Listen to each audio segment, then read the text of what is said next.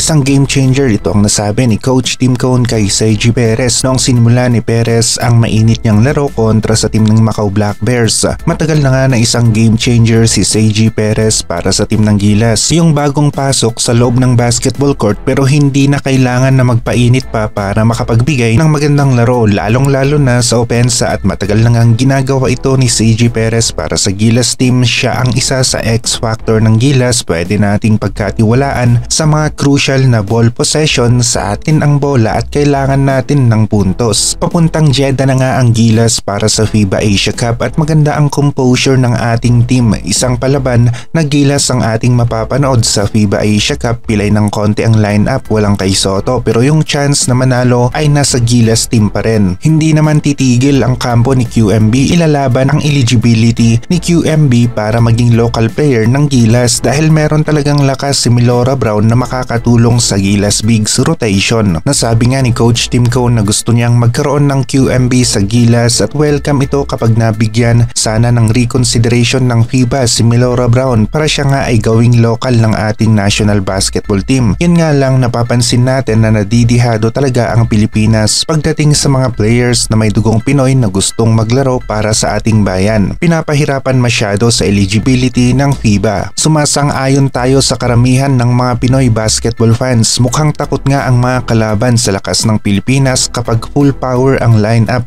na ating ginamit na payagan ang mga players na kagaya ni QMB na maglaro bilang local ng ating national basketball team. Ange Kouame ang isa sa player na talagang ibinigay ang halos 100% sa Philippine basketball. Dito nahubog sa Pilipinas ang laro ni Ange Kouame. Naglaro sa UAAP at sa team ng Ateneo. Naturalized player ng Gilas, naglaro na rin para sa team ng Rain or Shine at Meralco Bolt sa mga international competitions ng basketball. Kapag nakumpleto ni Ange ang kanyang 10 years residency, malaki talaga ang chance na mabigyan siya ng exemption ng FIBA para maging local player ng Gilas team. Kung meron tayong AG Edu, Junmar Fajardo, kay Soto, Ange Kouame, Milora Brown sa FIBA World Cup, ito ang rotation ng Gilas Bigs natin ay talaga namang kahit sinong team ang ating makakalaban ay malaki ang chance ng Gilas na manalo. Ito ang dream lineup ng mga bigs natin na posibleng mangyari. FIBA nga lang ang may hawak ng desisyon at alam na alam nila kung gaano kalakas ang Gilas kung nangyari nga na ang 5 players na ito ay magkakasama na naglaro sa FIBA World Cup.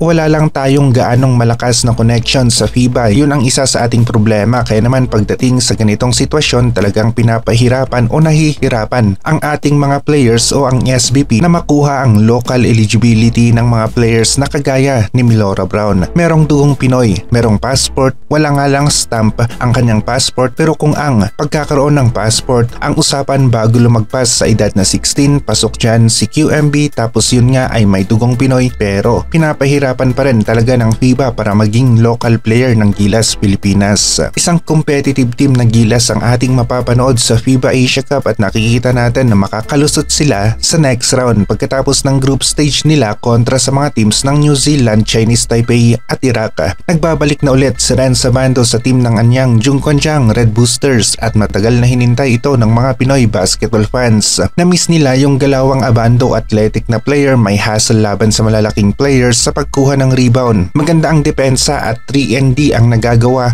kagaya ng sa mga plays na ito. Hindi nga lang nag-insayo si Abando sa Gilas Camp dahil alam naman natin na kailangan rin niya ngayon na makakuha ng sigurado at magandang deal, at heto na nga meron sa team ng anyang Jungkwanjang Red Boosters. Hindi nga lang nakasipot si Abando sa Gilas practice kagaya ni Lucero nakasali sa Gilas pool, at alam natin na inaasikaso rin nila ang kanilang karera sa basketball, at kay Abando nagbunga na nga, napunta siya sa team ng anyang nagbabalik sa KBL, si Air Abando.